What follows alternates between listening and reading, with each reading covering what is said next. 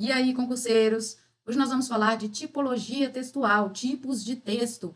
E por que eu decidi falar sobre isso? Porque isso é cobrado em quase todos os editais, inclusive editais de nível médio, não apenas nos editais de nível superior. Então, é um conteúdo muito cobrado nos concursos e eu sempre vejo muitas discussões nos exercícios na internet a respeito de, não, isso aqui é narrativo, não, isso aqui é argumentativo, eu tenho certeza que esse texto é argumentativo, a banca está errada. E às vezes não está errada, a gente só precisa saber identificar as características mesmo de cada tipo de texto, ser mais observador quanto a essas características. E para a gente conseguir fazer isso, a gente precisa realmente dominar as características de cada tipo de texto. Inclusive, eu preparei um material, vou deixar o link aqui na descrição do vídeo, um material explicando tudo detalhadamente. Essas explicações incluem também o gênero textual dentro de cada tipo, porque a gente tem uma relação aí de tipologia e gêneros textuais, ou seja, os gêneros textuais, eles têm uma relação aí com o objetivo social do texto, e a tipologia tem uma característica mais linguística mesmo, como que o texto vai se estruturar linguisticamente. Cada tipo de texto tem as suas características, e os gêneros eles podem se aplicar aí a diversos gêneros, diversos tipos estão ali, podem estar concatenados. Os tipos textuais, eles inclusive podem se misturar dentro de um mesmo texto, e é bem natural, isso vai acontecer. O mesmo texto vai ter algumas características descritivas, vai ter algumas características narrativas, então a gente tem que saber identificar quais são as características predominantes. Para conseguir identificar essas características predominantes, a gente tem que entender as características principais de cada texto, e não só entender, a gente precisa dominar essas características, memorizar realmente essas características, para não passar mais por nenhum tipo de aperto na hora de escolher a alternativa correta na prova.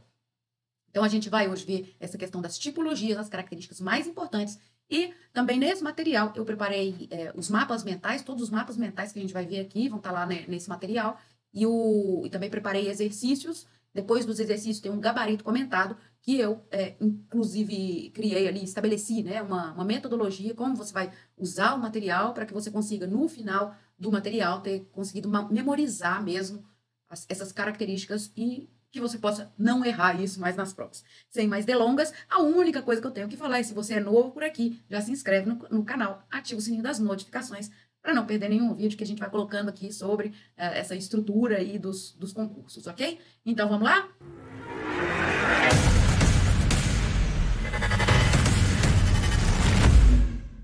Tipologia textual. A gente precisa entender que a tipologia, o tipo de texto, é diferente de gênero. Gênero, ele tem relação com a função social do texto, como eu falei agora há pouco. E tipo tem a ver com a estrutura do texto, com estruturas que são mais linguísticas, ok? Então, a gente vai pensar aqui nos tipos de textos. Vocês vão ver que tem algumas divergências, eu vou falar dessas divergências no decorrer aqui do vídeo, dessa aula, e aí a gente vai entender melhor isso para que você consiga memorizar essas características. Memorizar essas características é muito importante para não errar na hora da prova. Então, vamos pensar. Quando a gente fala de tipologias textual, a gente tem um primeiro tipo de texto aí, que é bastante cobrado, e esse tipo de texto, em comparação com os textos expositivos e argumentativos, é um tipo de texto que provoca muito conflito aí nas questões. As pessoas geralmente não conseguem, elas têm uma dificuldade de entender o texto narrativo, porque na maioria das vezes elas entendem o texto narrativo como um texto que só pode ser ficcional, e o texto narrativo também pode ser um texto que aborde a realidade, uma notícia de jornal, por exemplo, pode ser um texto narrativo, pode ser caracterizado assim, na maioria, predominantemente, esse texto pode ser narrativo e não expositivo, por exemplo. Então, e aí, quando eu falo notícia de jornal, eu estou falando gênero textual. Quando eu falo texto narrativo, expositivo, ou argumentativo até, ou injuntivo, isso é o tipo de texto. Então, o texto narrativo, ele costuma provocar muitas confusões e as pessoas têm dificuldades de identificar. Vamos ver quais são as características aí. O que é um texto narrativo? O texto narrativo, ele conta uma história. Então, é uma história que é contada por alguém, um narrador. Tá bom? Esse texto pode ser escrito em primeira pessoa ou em terceira pessoa. Quando a gente fala, por exemplo, de notícia de jornal, ela vem escrita em terceira pessoa. Mas os gêneros, dentro dos gêneros literários, pode ser escrito em primeira pessoa, pode ser escrito em terceira pessoa, e pode, inclusive, dentro de um mesmo livro, por exemplo, alternar primeira e terceira pessoa. Não tem problema nenhum. Então, pode ser escrito em primeira pessoa ou em terceira pessoa, ok? Pode tratar de uma história real, como eu acabei de falar, um texto jornalístico, ou pode tratar de uma história fictícia, como é o caso dos livros, dos romances, tá? As partes do texto. Importante pensar isso, porque isso daqui pega muita gente nos concursos. Pega muita gente nos concursos. As pessoas não conseguem identificar que tem textos que têm uma conclusão e o texto narrativo, ele não apresenta conclusão. Ele tem uma introdução, e aí nessa introdução a gente tem só o início da história, o começo da narração aí da história. Ele tem um desenvolvimento, e no desenvolvimento a gente tem aí a apresentação dos conflitos, a apresentação dos acontecimentos propriamente ditos e dos conflitos. Os conflitos, essa é uma parte muito importante dos textos narrativos, porque eles vão apresentar conflitos, ok? A gente tem um clímax no texto narrativo, e o clímax não necessariamente vai aparecer em outros tipos de texto. Bom, ele não vai aparecer, porque o clímax é uma característica do texto narrativo. E o que é o clímax? O clímax é o ponto de maior tensão dentro do conflito que foi apresentado. Então, a gente tem um conflito e a gente tem um ponto ali de maior tensão. No texto narrativo, o conflito ele vai se desenvolvendo, né, dentro ali de uma estrutura de desenvolvimento, e aí chega um determinado momento que esse conflito chega no seu ponto máximo. Esse ponto máximo a gente chama de clímax, ok? E a gente tem no texto narrativo o desfecho. Esse desfecho faz parte aí da estrutura, a gente tem introdução, a gente tem o desenvolvimento, onde são apresentados os conflitos, a gente tem o clímax e a gente tem o desfecho. Esse desfecho ele não é uma conclusão, porque a gente tem que entender que existe uma diferença entre concluir um texto e apresentar um desfecho do texto. O desfecho é uma finalização, é desfecho, né? E a conclusão, ela tem uma ideia aí de reunião de como se fosse um resumo. A conclusão é uma coisa diferente. Vou falar da conclusão quando a gente chegar nos textos dissertativos. Então, o texto narrativo, ele tem, a estrutura dele é baseada nisso. Introdução, desenvolvimento, com o desenrolar dos acontecimentos e dos conflitos, e o clímax, e depois o desfecho. Ele não precisa concluir. A gente precisa entender essa diferença, porque tem muitas questões de concurso que eu já vi, que as pessoas acham que é narrativo e elas ficam discutindo, né? Os concurseiros ficam discutindo ali nos comentários das páginas, ficam discutindo, mas isso daqui é um texto argumentativo, porque tem a voz do autor, porque tem uma defesa de um ponto de vista, mas aí o texto não tem uma conclusão. O texto tem um desfecho da história. Então, precisa saber identificar essa questão aí da conclusão e do desfecho. São duas coisas diferentes. Concluir é uma coisa. Desfechar é outra coisa. Né? Apresentar esse desfecho é uma coisa diferente.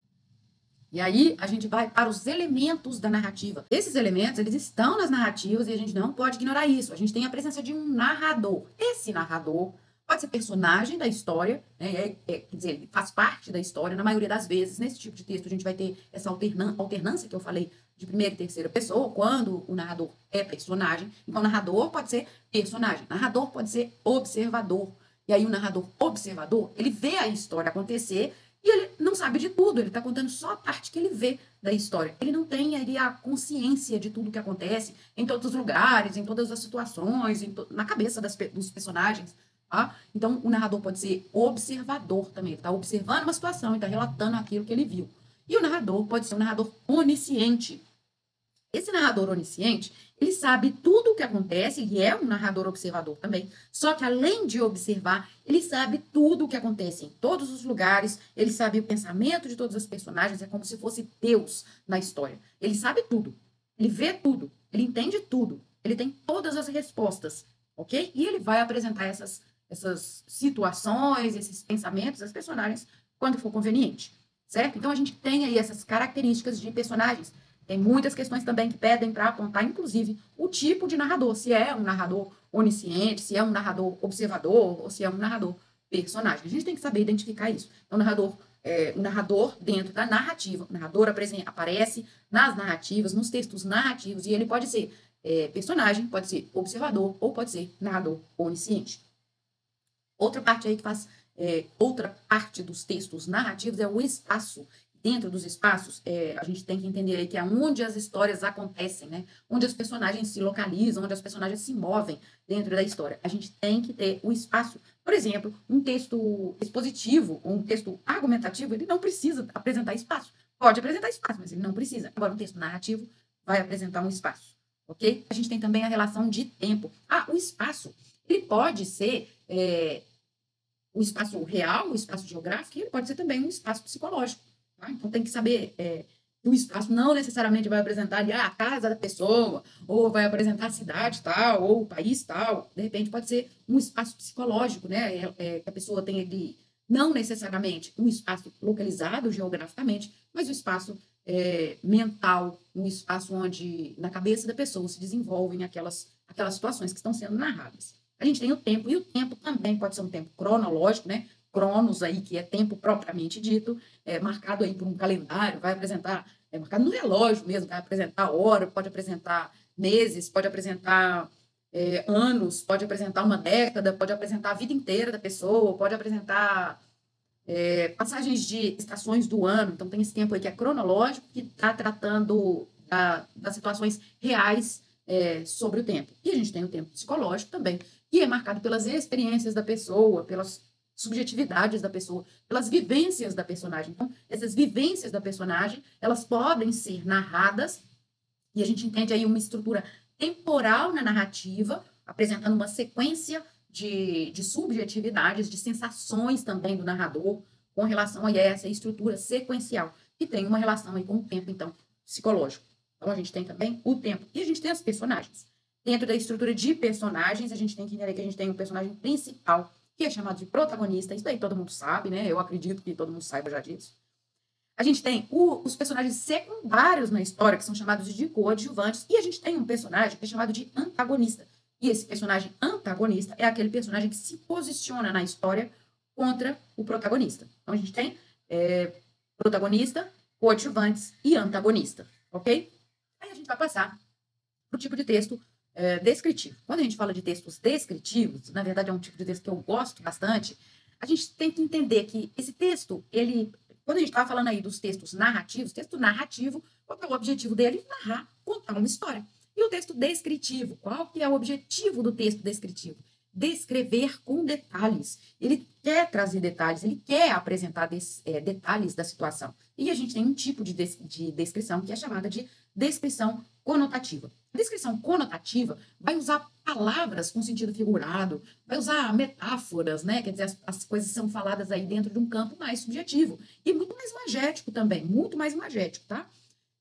Então, a gente pode ter aí, nas descrições conotativas, a gente pode ter uma pseudo-realidade, uma realidade que não é realidade. Então, no texto conotativo, as coisas são apresentadas da maneira como elas são na realidade para todas as pessoas.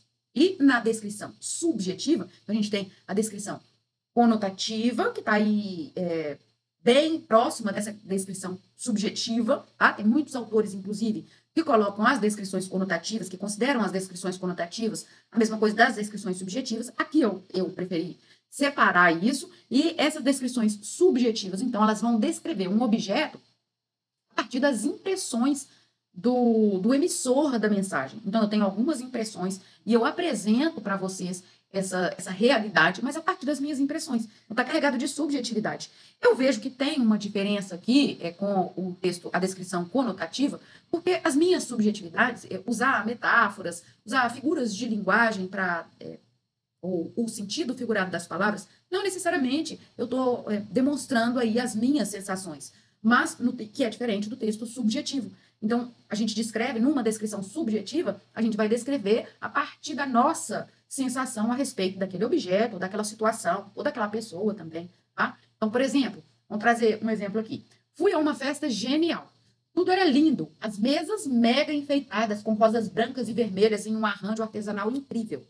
Eu tenho aqui as minhas impressões, que era tudo lindo, que era mega enfeitado, o arranjo era incrível. Então, eu tenho impressões. Essas impressões, elas são apresentadas a partir de algumas palavras que demonstram mesmo essas emoções, ok? Então, tem aí um certo tipo de abstração, né? O que é lindo? O que é lindo para você? A concepção do belo, né? O que é lindo para você pode não ser para outra pessoa. Mas o emissor dessa mensagem achou que aquilo era lindo e essa mensagem é transmitida dessa forma, com essa subjetividade, ok? E aí a gente tem uma descrição objetiva, também é chamada de descrição denotativa. Mesma coisa se aplica aí para as descrições conotativas e subjetivas, só que aqui, na descrição objetiva e denotativa, lembrando, denotativo é o sentido do dicionário. Então, as coisas são apresentadas realmente de uma maneira mais objetiva, por isso eu coloquei junto, tá? O sentido do dicionário. Então, nesse caso, a realidade, ou a apresentação da realidade, ela vai ser feita de uma maneira que todas as pessoas vão enxergar aquilo dali, independente da minha percepção como emissora de uma mensagem. Então, a gente vai descrever um objeto, uma situação, uma pessoa, da mesma maneira como qualquer outra pessoa veria, ok? Então, a gente buscando ali aquela mesma situação da festa, só que agora apresentando essa situação de uma maneira objetiva, de uma maneira denotativa, né, da maneira que se apresentam as palavras no dicionário, a gente vai ter aí, olha, fui a uma festa na qual as mesas estavam enfeitadas com arranjos artesanais, dos quais pendiam rosas brancas e vermelhas. Eu falei a mesma coisa.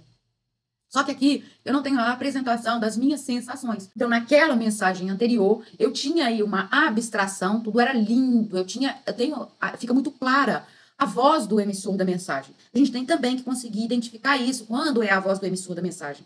Essa identificação de subjetividades, de voz do emissor, ela é muito importante, não só aqui nos textos descritivos ou nos textos narrativos, porque inclusive o narrador pode apresentar a voz dele, a percepção dele, mas também nos textos expositivos e nos textos argumentativos. Então, a gente tem que conseguir identificar quando tem essa apresentação da voz do autor. E essa voz, não necessariamente tem que apresentar características de subjetividade, como é esse caso aqui. Às vezes pode ser uma voz que a gente percebe que essa voz é denotativa também. Então, pode ser uma voz objetiva, ou pode ser uma voz subjetiva. Aqui a gente tem a apresentação clara de uma voz que é subjetiva e que apresenta as emoções do emissor da mensagem, né? Apresenta essa abstração. Aqui, por outro lado, a gente tem a apresentação da voz também. A gente vê aí que o emissor da mensagem mostra a voz, mostra uma perspectiva, mostra o que foi visto, só que isso daqui que foi visto é a mesma coisa que seria visto por qualquer pessoa. Tinha mesas, e nos arranjos nas mesas tinham arranjos artesanais, e desses arranjos a gente via ali rosas brancas e vermelhas. Todo mundo vai ver isso. Todo mundo vai ver essa mesma realidade. É importante a gente pensar que aqui nos textos descritivos, a gente tem uma presença muito forte de adjetivos e predicados nominais. Predicados nominais e adjetivos, né, estão ligados aí. Então, a gente tem uma predicação muito forte, a gente tem adjetivos muito marcados. Os textos descritivos é bastante característico isso, essa adjetivação nos textos descritivos. Quer dizer, eles vão criar caracterizações físicas de pessoas, de objetos, de situações, de ambientes. Então, essa caracterização ela acontece por meio de adjetivações, ok? Então, vamos prestar atenção na quantidade de adjetivos que aparecem. Mas isso não significa, num exercício de prova, porque é óbvio que eles vão buscar situações para te confundir, né? Então, não significa que se tiver só um adjetivo ali naquele texto, ele não pode ser descritivo. Pode ser descritivo também. Então, a gente tem que ter a consciência aí de que a gente tem uma série de fatores que compõem esse texto descritivo, tá bom? O objetivo do texto descritivo aí, essa descrição, ela busca a criação mesmo de imagens mentais no receptor da mensagem. Então, a gente sempre vai conseguir aí criar algumas imagens, e para construir essas imagens mentais, a gente pode utilizar os 5 sentidos.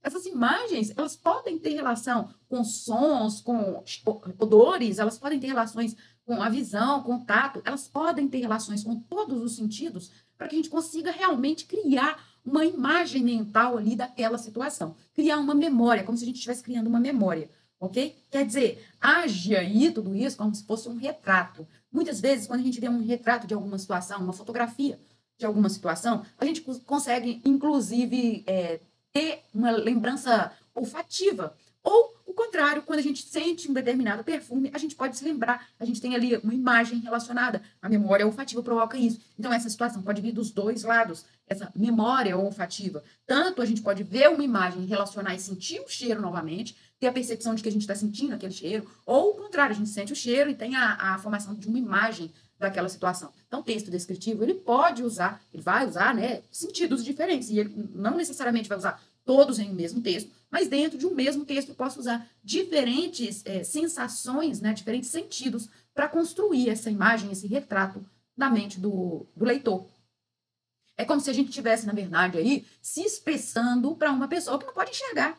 Então, a gente expressando uma realidade para uma pessoa que não pode enxergar. Então, eu posso dizer para essa pessoa, nossa, daqui eu posso ver uma mangueira, e eu posso ver uma árvore ali de dama da noite, o céu tá azul, um azul bem, bem nítido, e eu não tenho como te descrever o azul, mas tem algumas nuvens muito brancas.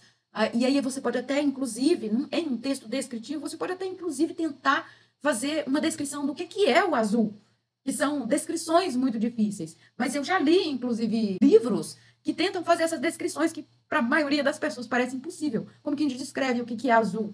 Né? Teve um livro, inclusive, que eu li, que estava falando, tentando descrever para uma pessoa realmente que não podia enxergar, descrever o que era uma nuvem, e a pessoa descreve, por exemplo, que era como um algodão doce. Quer dizer, essa sensação do tato, a pessoa poderia sentir. Então, a nuvem, para a pessoa, para o emissor da mensagem, era como se fosse um algodão doce, que parecia que dava a sensação de que colocava na boca, que se colocasse na boca ia derreter. Então, a imagem, a pessoa relacionou aquela imagem e descreveu aquela imagem da nuvem como se fosse um algodão doce para a pessoa que não podia enxergar. Então, isso é a descrição, é conseguir transferir aquilo que a gente vê de uma maneira que outra pessoa consiga criar essas imagens na cabeça dela. Então, se uma pessoa que não enxerga pega um algodão doce, né, ela tem o sentido do tato, ela pega um algodão doce, ela coloca na boca, ela tem outros sentidos. E a partir dessa percepção tátil, ela consegue, por exemplo, criar uma imagem do que seria uma nuvem. Então, isso é a descrição. E, lembrando, a descrição pode ter características objetivas ou subjetivas.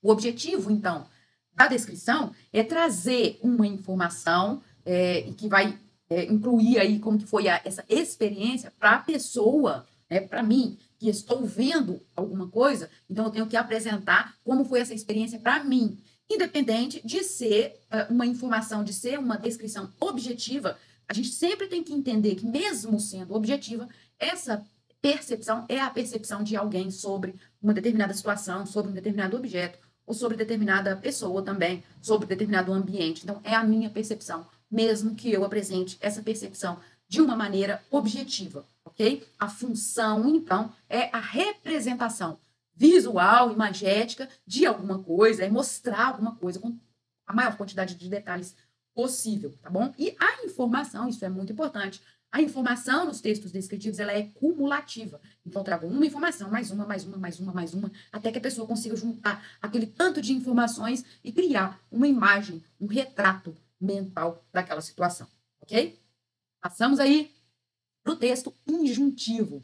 E o que é um texto injuntivo? Estou deixando propositalmente os dissertativos para o final, o argumentativo vai ficar por último. Um texto injuntivo é o texto que eu acho mais fácil de identificar, mas mesmo assim, muita gente se confunde com os textos injuntivos. Às vezes acha que o texto injuntivo é argumentativo. E, de fato, o texto injuntivo, ele também pode ter, aí tem uma relação de texto injuntivo com o texto argumentativo, no sentido de induzir o interlocutor, induzir o receptor da mensagem a uma determinada coisa. Né? No texto injuntivo, a gente quer induzir, a gente quer levar, a gente quer orientar, a gente quer ensinar. A gente está explicando também, que pode ser relacionado com um texto explicativo. A gente quer dirigir a pessoa, a gente quer dar uma ordem, a gente quer esse objetivo de levar a outra pessoa a uma determinada ação, essa indução pode fazer com que as pessoas confundam na hora da prova com o texto argumentativo. Mas o texto argumentativo tem estruturas que são próprias, assim como o texto injuntivo. Então, vamos pensar primeiro que o texto injuntivo tem aí como objetivo essa orientação, essa explicação de alguma coisa, dirigir a pessoa, dar uma ordem para a pessoa, instruir o nosso interlocutor para uma determinada ação, ok? E isso, embora seja parecido com a ideia do texto argumentativo, por exemplo, de convencer o outro a alguma coisa, isso daqui é muito mais específico, tá bom? Essa instrução, essa indução aqui, ela é uma indução muito mais específica, muito mais direcionada, tá bom? Importante eu falar aqui que tem estudiosos, alguns estudiosos, que eles eles divergem se a gente vai considerar o texto prescritivo, o tipo de texto prescritivo, dentro dos textos injuntivos. Então, tem estudiosos que colocam aí o texto prescritivo dentro do injuntivo, e tem outros que colocam uma classificação separada, consideram o texto prescritivo um tipo à parte. O texto prescritivo, a gente pode pensar aí que ele vai prescrever, né? Ele vai trazer algumas imposições, como é o que acontece nas leis. Então, as leis são um tipo de texto prescritivo, elas estão voltadas exatamente para determinar a ordens de alguma coisa, determinar os comportamentos. Isso tem que ser assim, e se não acontecer isso, vai acontecer aquilo outro. Então, as leis, melhor tipo de texto que a gente pode pensar aí para caracterizar em termos de gêneros, né? Um gênero que caracteriza melhor o texto prescritivo são as leis. Mas a gente tem aí essa divergência de a tipologia, né, ser uma tipologia à parte, os textos prescritivos, serem uma tipologia à parte dos injuntivos, ou se eles vão ser classificados aí junto com os textos injuntivos. Só estou apresentando essa informação, porque, na verdade, como a gente tem uma divergência de autores, de estudiosos das línguas, e aí isso é uma caracterização em todas as línguas, né? Essas coisas que a gente fala aqui de tipologia, isso daqui é estudado desde a antiguidade, não é uma coisa nova, isso daqui não é uma coisa que se aplica só ao português, é uma coisa que se aplica a todas as línguas, a todos os estudos literários, a todos os estudos dos discursos, tá? Então, se aplica a todas as línguas. Então, tem estudiosos de outros países, tem estudiosos, inclusive dentro do Brasil, que divergem nessas opiniões, e de outros países também. Mas é importante você saber que as características de um texto, para a gente identificar características, as características de um texto prescritivo, eu entendo que são as mesmas características de um texto injuntivo. Então, assim, linguisticamente falando, tem as mesmas características. E por isso essa discussão aí, se o prescritivo está dentro do injuntivo ou não.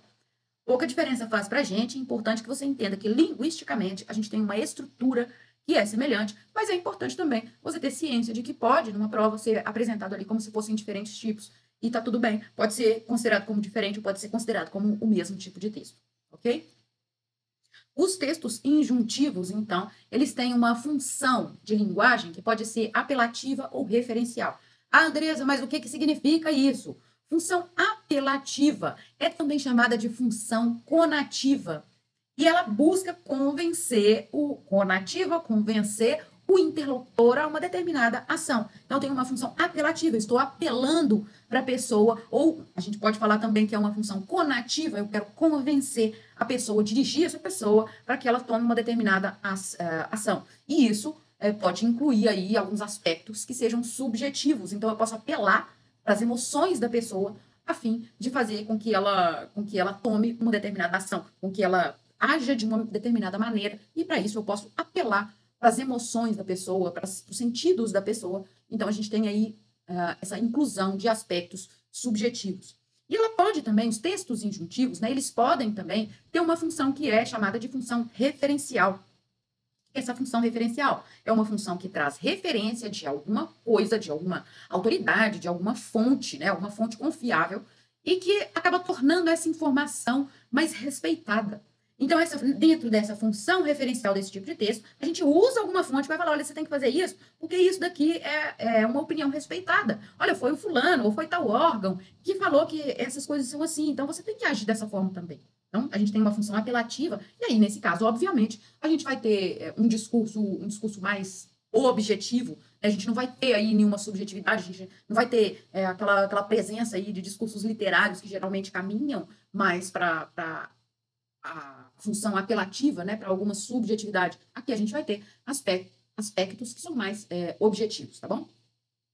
Em termos de termos morfológicos, né, a gente tem verbos que se apresentam, na grande maioria das vezes, ou no imperativo ou no infinitivo. Então, quando a gente pensa aí em verbos no imperativo, faça isso, diga aquilo. E quando a gente pensa em verbos no infinitivo, por exemplo, pensando num gênero textual aqui que exemplifica bem os textos injuntivos, a gente tem uma receita culinária. Essa receita culinária, ela pode apresentar misture os ovos com o leite, ela pode apresentar misture os ovos com leite, ou ela pode apresentar misturar os ovos com leite. Então, a gente pode perceber aí nesses textos, predominantemente, tá? A grande maioria vai ter verbos no imperativo ou verbos no infinitivo, ok? Pode acontecer também desses verbos estarem no presente do indicativo, mas, e aí a gente tem que conseguir perceber não só essa característica morfológica do texto, né, essa característica aí que é bastante uma característica linguística mesmo, morfológica, dentro da análise, da perspectiva morfológica, da forma do texto, a gente pode ter aí esses tempos, predominantemente a gente tem infinitivo e o modo imperativo, mas a gente pode ter um indicativo aí apresentado no presente. É mais raro, mas também acontece. Então, a gente tem que não apenas identificar esse tempo verbal, mas também identificar as outras características, né? Esse direcionamento. Então, vamos prestar atenção nessas características. Esse tipo de texto, o texto injuntivo, é também chamado de texto instrucional. Então, nos concursos, pode aparecer tipo instrucional, e eu já vi exercícios dessa forma, tipo instrucional na letra A, para você marcar a alternativa correta.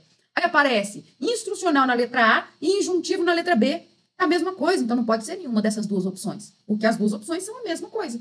Então você já sabe que não pode ser nenhuma dessas opções, ok? Então vamos pensar aí nessa questão da nomenclatura, porque isso pode... eles fazem isso, né? As bancas fazem isso, elas colocam esses dilemas aí da nomenclatura com o objetivo realmente de confundir o candidato. Então, pense nisso e observe, olha, instrucional e injuntivo é a mesma coisa, ok?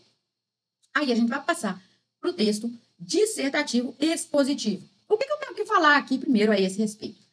Sobre outra situação que se apresenta para a gente em termos de dilemas aí, de conflitos, a respeito das discussões, da análise do discurso, de estudos literários, inclusive, que é como que esses estudiosos consideram o texto, essa distinção aí de tipologia.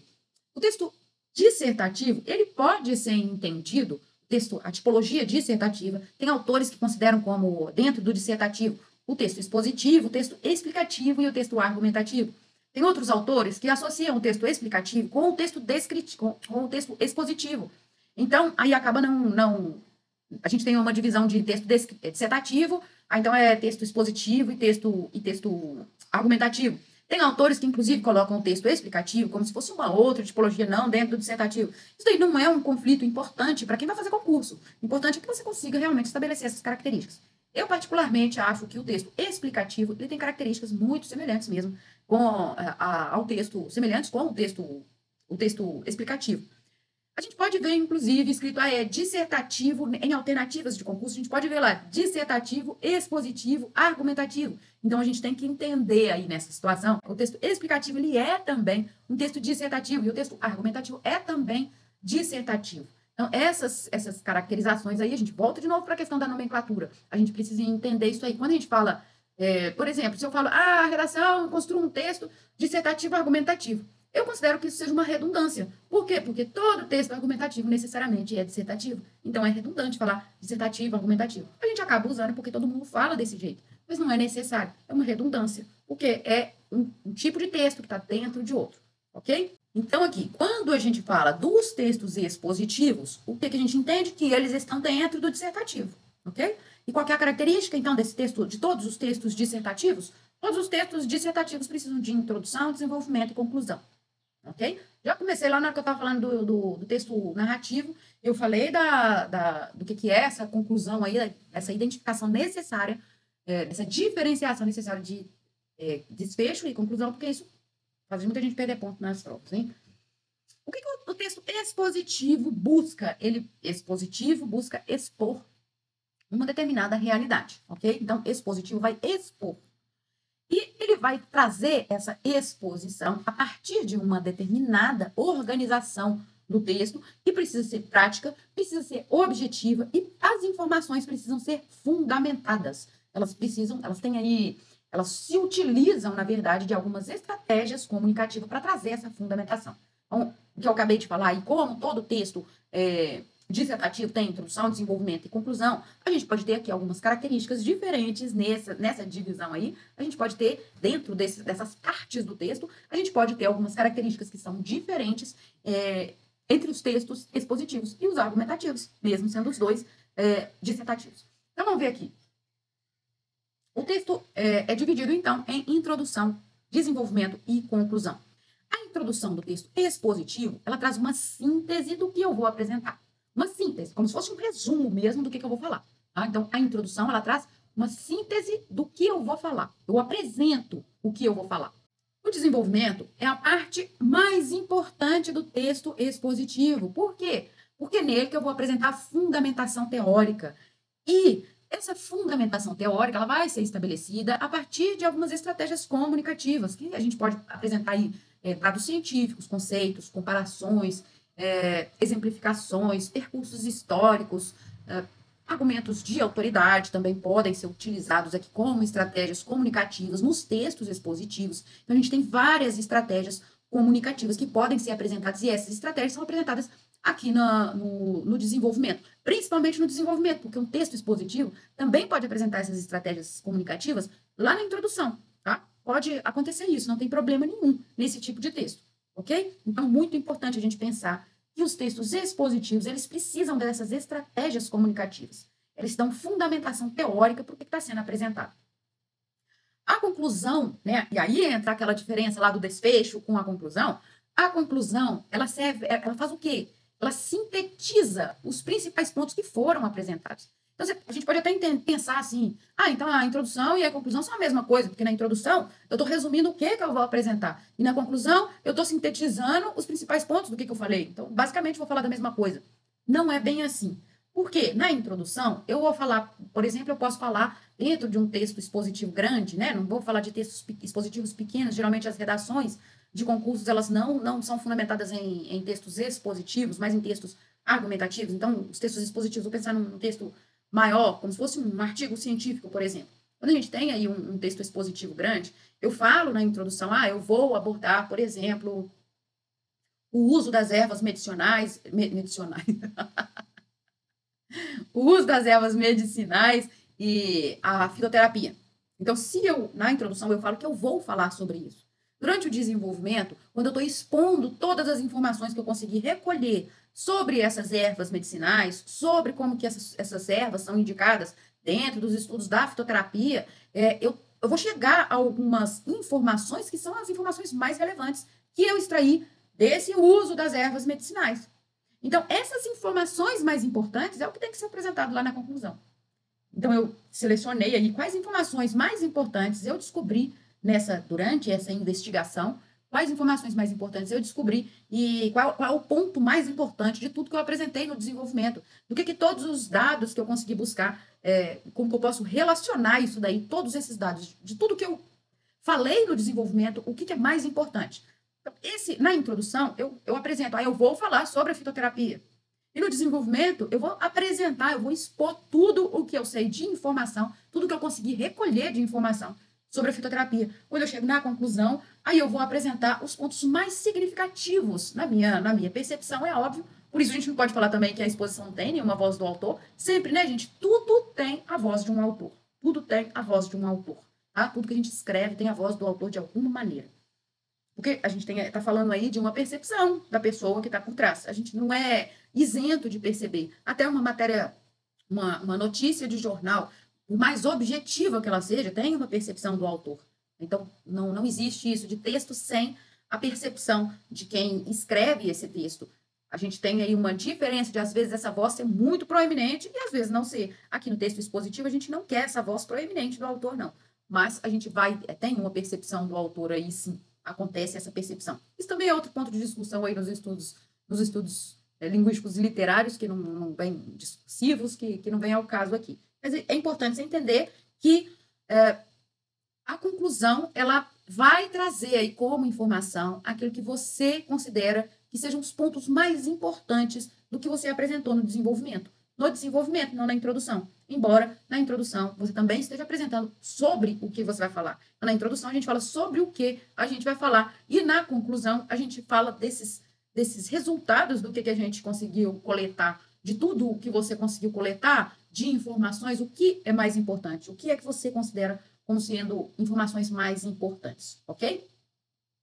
Outra coisa que a gente tem que pensar aqui, né? E eu estava falando agora, inclusive, sobre essa voz do autor, nos textos, então, expositivos, a gente não quer que essa voz do autor, embora ela seja uma voz ali implícita, porque cada pessoa sempre avalia a partir da sua própria percepção, no texto expositivo a gente não quer essa voz do autor ali explícita, a gente não quer nenhum tipo de apresentação de ponto de vista do autor. A gente quer que a informação seja realmente o centro, a informação é mais importante do que a opinião. E aí isso contrasta diretamente com os textos argumentativos, que a gente já começa um texto argumentativo apresentando um ponto de vista do autor. Então, é uma diferença bastante forte entre os textos expositivos e argumentativos. Essa questão da voz do autor, essa percepção aí de voz, né, não, isso daqui apresentou claramente a opinião do autor.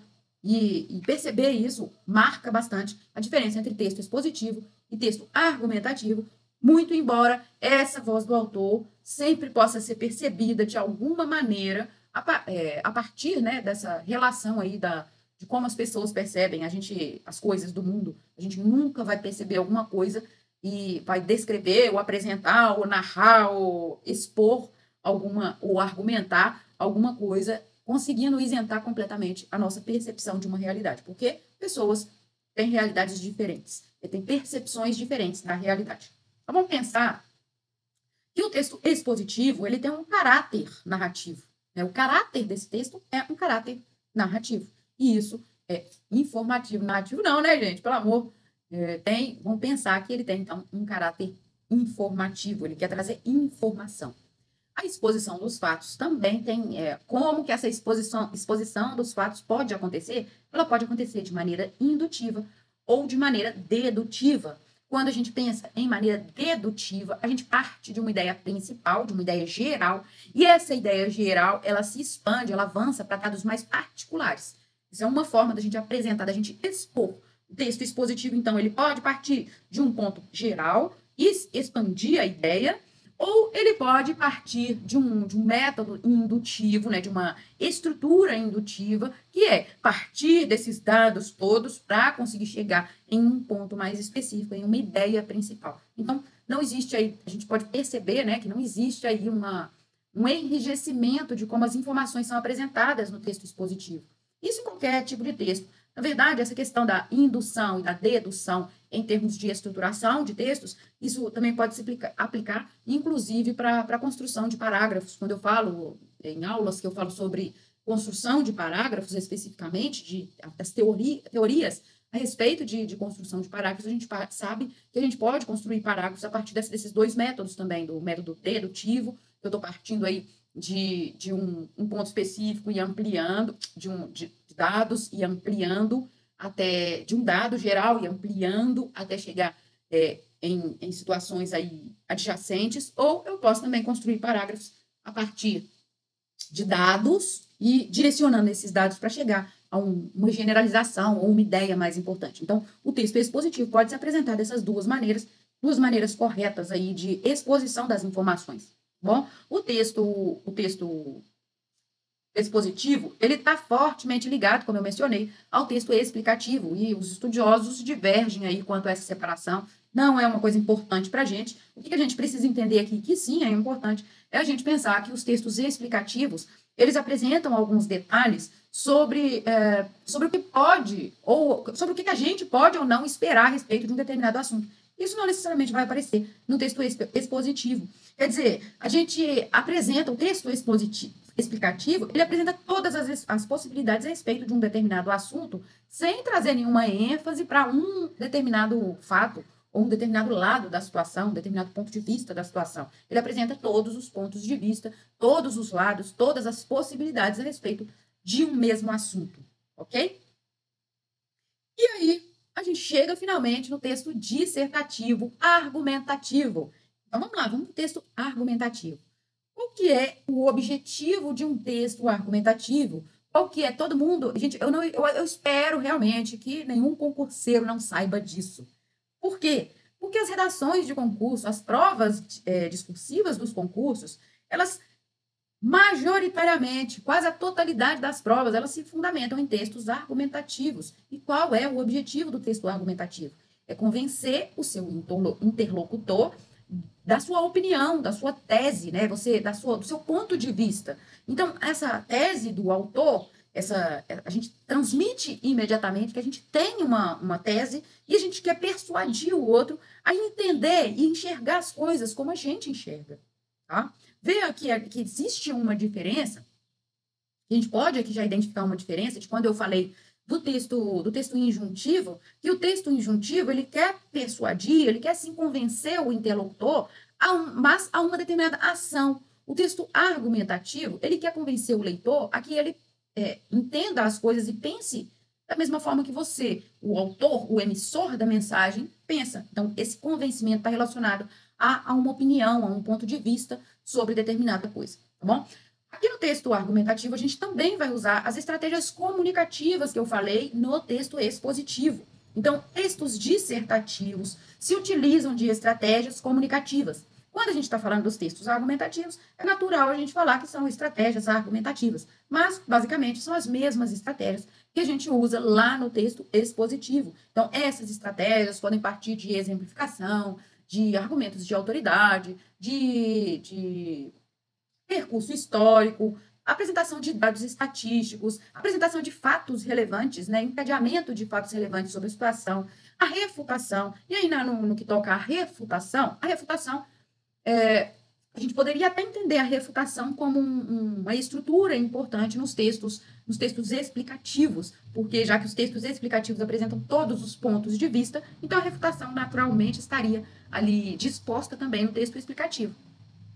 A refutação, dentro dos estudos, dentro das análises de discurso, quando a gente fala quando eu falo sempre, né, isso, que o argumento ele se fundamenta nas relações de causa e consequência, a refutação, dentro dessa análise aí de discurso, a refutação ela pode também ser entendida não como uma estratégia comunicativa, mas como uma das bases da argumentação. E aí a gente teria níveis diferentes de argumentos. Então, um argumento mais básico, que se fundamenta na relação de causa e consequência, entendendo aí essa perspectiva de que nesse meio a gente encontra vítimas ou beneficiários das situações, a gente tem uma justificativa para o argumento, então tudo isso aí está incluído dentro dessa relação de causas e consequências, e dentro do que eu percebo aí, do que todos esses estudiosos falam.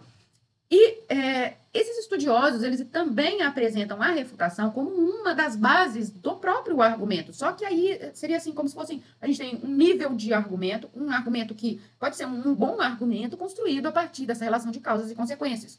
Aí o argumento fica um pouco melhor quando a gente apresenta as estratégias argumentativas. E o argumento vai ainda ficar melhor, quer dizer, a gente tem uma estrutura de argumento ainda muito melhor quando a gente apresenta a refutação. Para os estudiosos, a refutação é uma parte importante de um bom argumento. Então, a refutação ela é o quê? Eu sei o que você vai falar, eu sei que você tem um argumento, uma ideia, uma opinião oposta à minha opinião. E eu vou te mostrar por que essa sua opinião é mais fraca do que a minha. Porque o seu argumento é inválido. Porque a minha opinião é mais importante. Isso é, basicamente, né, falando assim em poucas palavras, isso é a estrutura de uma refutação. A gente pode, então, considerar a refutação aí como uma estratégia comunicativa, como uma estratégia argumentativa, ou a gente pode também entender a refutação como parte de um argumento. Só estou esclarecendo essas coisas porque eu sei que na internet a gente acha informação de tudo quanto é tipo. E eu sei que pode ter você pode depois ver um outro professor explicando a situação de uma maneira diferente. Por isso eu gosto sempre de falar que tem estudiosos que pensam de maneiras diferentes e que colocam as coisas de maneiras diferentes. A língua é viva e as pessoas sempre vão ter opiniões diferentes. As pessoas são diferentes e elas pensam de maneiras diferentes, sem esse conflito aí de opiniões. Não existe crescimento, não existe evolução. Então, vamos entender que também, quando a gente está se referindo à língua, quando a gente está se referindo às estruturas linguísticas, a gente também tem esses conflitos. E eu gosto de apresentar esses conflitos de opiniões, e muitas vezes eu até falo assim, eu prefiro assim, eu prefiro perceber desse jeito. Gosto também de apresentar qual é o problema de apresentar a minha opinião a respeito, né?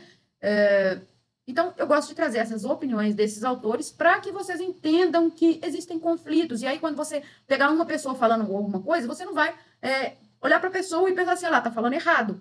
Às vezes ela não está falando errado, ela só está falando um dos pontos de vista. Mas existem outros pontos de vista, ok? Vamos entender isso aqui, todas as coisas. A maioria das coisas que a gente estuda aqui em análise de discurso, semântica, até na sintaxe, até na morfologia, a maioria tem muitas coisas que existem esses conflitos aí de opiniões.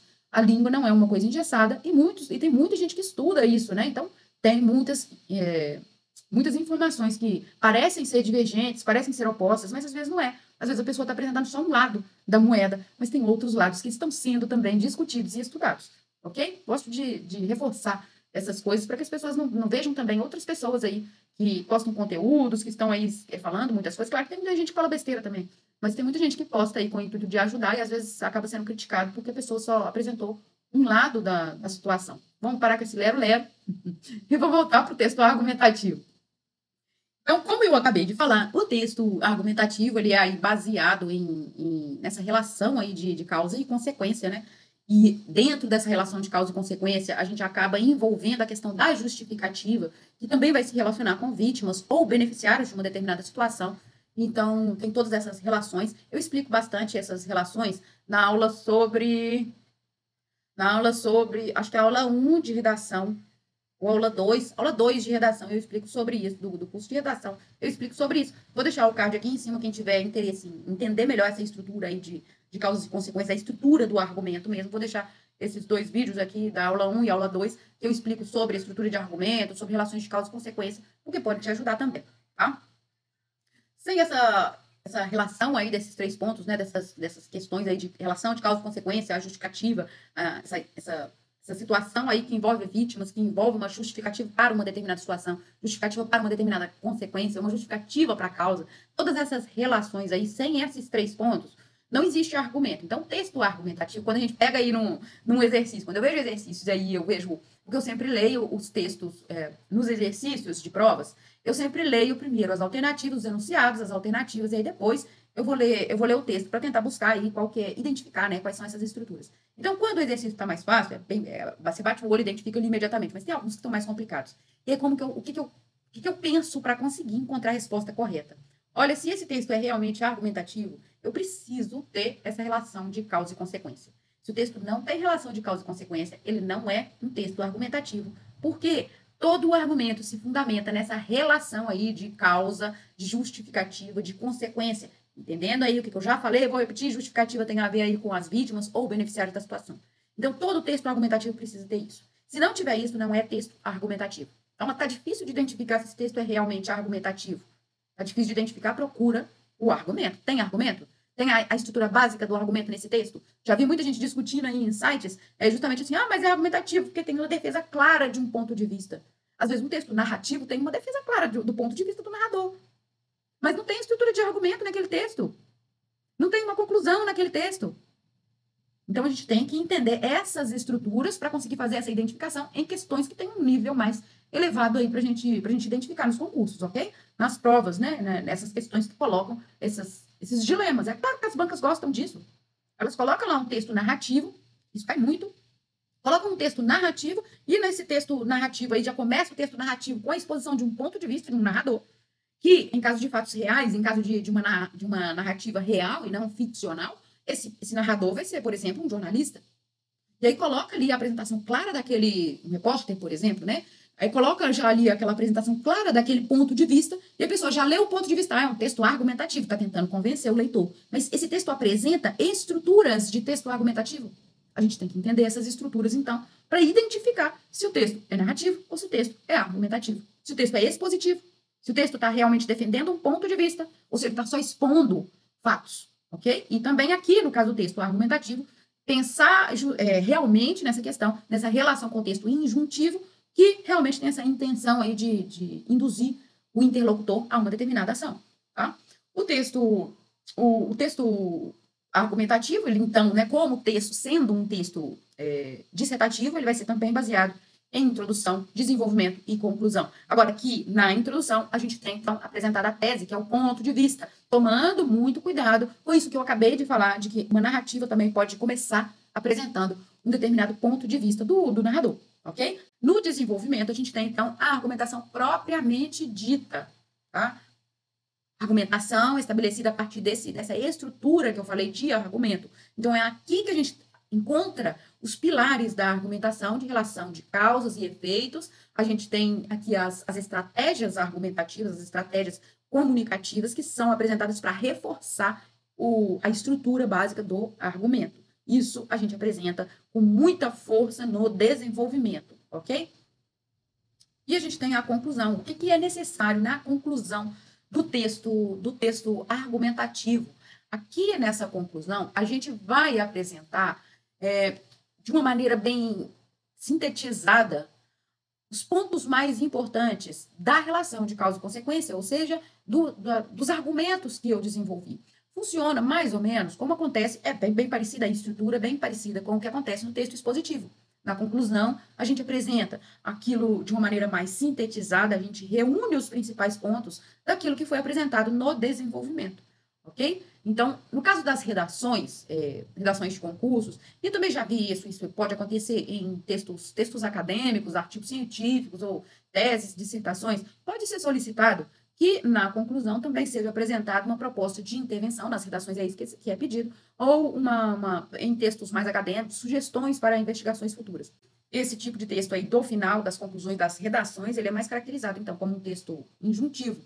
Não tem problema nenhum aí essa caracterização do final de uma redação. Isso meio irrelevante aqui para a gente, só que a gente tem que conseguir perceber. Então, eu faço a mesma coisa na conclusão do texto argumentativo e do texto expositivo, eu trago ali os pontos principais que foram apresentados no desenvolvimento, mas a gente tem que conseguir perceber se esses pontos principais são pontos de uma fundamentação, que é o que vai acontecer no texto expositivo, ou se esses pontos são pontos principais de uma argumentação, que aí vai ter relação com causas e consequências. Então, isso daí ajuda a gente a identificar essas questões, tá bom? Essas coisas têm que ser realmente bastante observadas, porque o texto expositivo, tanto o texto expositivo quanto o texto argumentativo, e o texto explicativo também, né? Os textos dissertativos, eles precisam ter uma linguagem clara e precisam ser objetivo. A gente evita nesses textos qualquer tipo de subjetividade,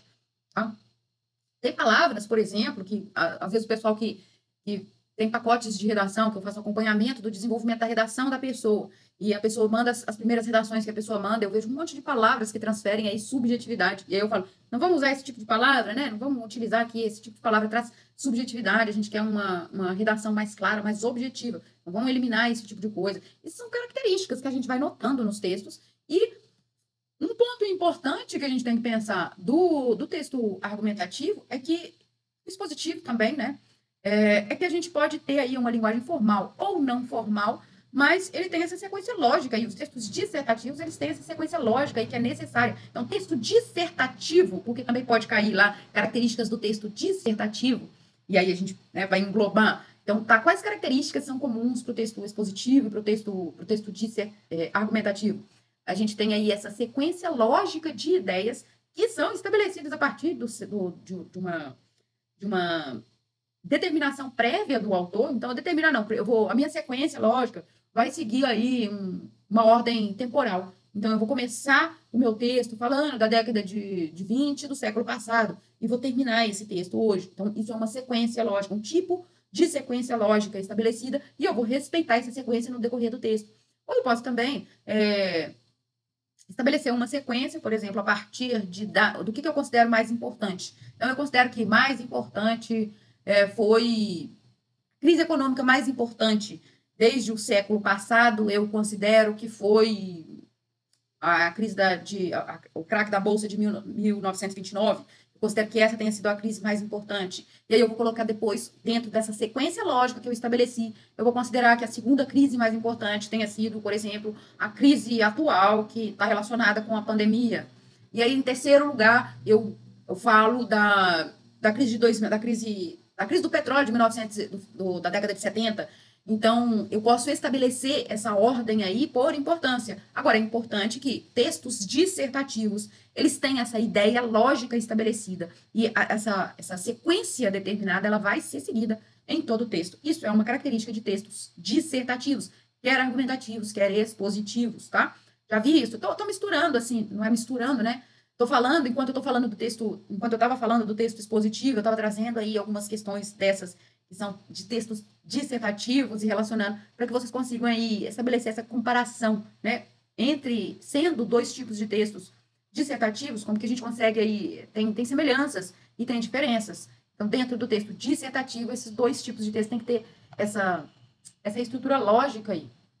Uma coisa importante aí, se a gente pensar entendendo toda essa estrutura que eu falei aqui, ó, muito tempo. Essa aula ficou muito longa, mas eu preferi falar tudo em uma aula só, tá? Quem não tem tempo de assistir o vídeo todo, pausa o vídeo, salva para assistir depois. Eu acho que é melhor falar de tudo isso aqui de uma vez só.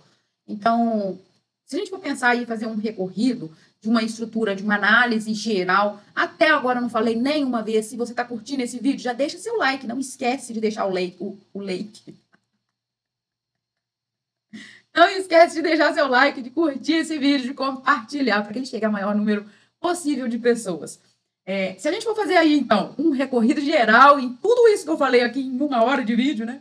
A gente tem, então, o texto narrativo. Quais são as características mais importantes? A gente tem um discurso direto ou indireto, né? Quer dizer, eu acho que eu não falei com vocês do discurso direto e indireto.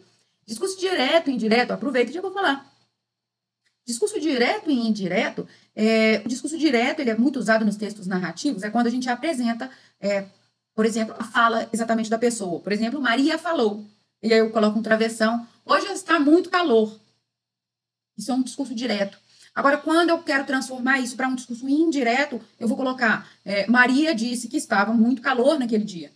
Então, tem essa diferença aí. Essa questão de discurso direto é uma questão também bastante cobrada nos concursos, de qual passagem para o discurso indireto está adequada. E aí, nesse caso, a gente tem que observar a relação aí de tempos verbais que foi utilizado no discurso direto para ser passado para o discurso indireto. O que mais que pode ser cobrado, né? A relação de coerência mesmo do discurso direto com o discurso indireto.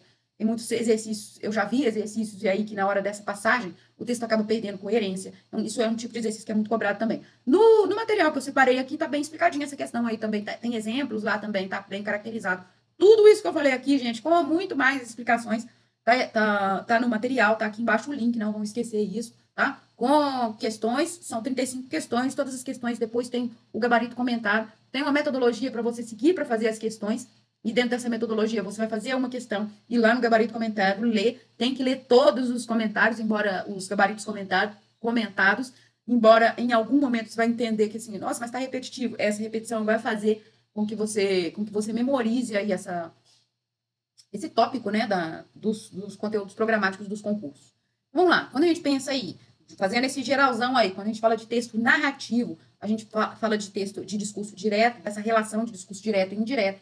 A gente tem personagens, protagonistas, coadjuvantes e antagonistas. A gente tem narrador, que pode ser personagem, observador ou onisciente. A gente tem tempo cronológico e tempo psicológico. A gente tem a relação de espaço. E quando a gente fala, então, dos textos descritivos, a gente tem adjetivação e predicação, características imagéticas, né? Aquela descrição que pode ser subjetiva ou objetiva, conotativa ou denotativa. A gente tem essa criação de um retrato na mente do receptor da mensagem. Quando a gente fala dos textos injuntivos, a gente quer dar instruções, dar ordens, orientação, direcionar o interlocutor para uma ação. Quando a gente fala dos textos expositivos, a gente vai expor um tema com profundidade, com clareza, com objetividade, trazendo fundamentações e seguindo uma sequência lógica de ideias. Quando a gente fala de textos argumentativos, a gente está falando de convencer o interlocutor da opinião do emissor da mensagem. Então, todas essas estruturas que a gente está vendo aqui, que vocês viram, todos esses mapas mentais, gente, também estão presentes lá no material, que eu vou deixar o link aqui embaixo, né? Já falei isso 2 vezes, eu acho. Vou deixar o link do material aqui embaixo. Quem tiver alguma dúvida, mesmo depois de ter lido, passou, leu, estudou, fez todos os exercícios, seguiu a metodologia, está com dúvida ainda, pode me procurar. Vou deixar o link aqui embaixo também dos meus grupos, dos grupos de estudo. Eu tenho GLP Ouro, e aí é um grupo que a gente faz esses exercícios, né, incluindo gramática e principalmente a parte gramatical. A gente faz exercício todos os dias, de segunda a sexta eu envio exercício, e a gente tem aulas ao vivo todos os dias para discutir, apresentar, expor, desmistificar, desvendar toda a teoria aí da parte gramatical, também com relação à abordagem da redação, né, das provas discursivas. E tem o GLP Prata também, que é um grupo gratuito, não vai pagar nada para participar, vai receber exercícios de português todos os dias para você praticar, e 2 propostas de redação também por semana. A única questão é que no GLP Prata você não vai participar das aulas ao vivo, mas também pode recorrer a mim para esclarecer qualquer tipo de dúvida. E também aqui no YouTube, pode escrever aqui embaixo nos comentários, é um enorme prazer estar sempre respondendo aí os comentários, respondendo as solicitações que chegam até a mim para realmente espalhar conhecimento. Qualquer dúvida que você tiver, então, já deixa aqui embaixo, que eu vou ter um enorme prazer em te responder. E, para finalizar, não esqueça de deixar o seu like, né? A gente se vê na próxima. Bons estudos para você.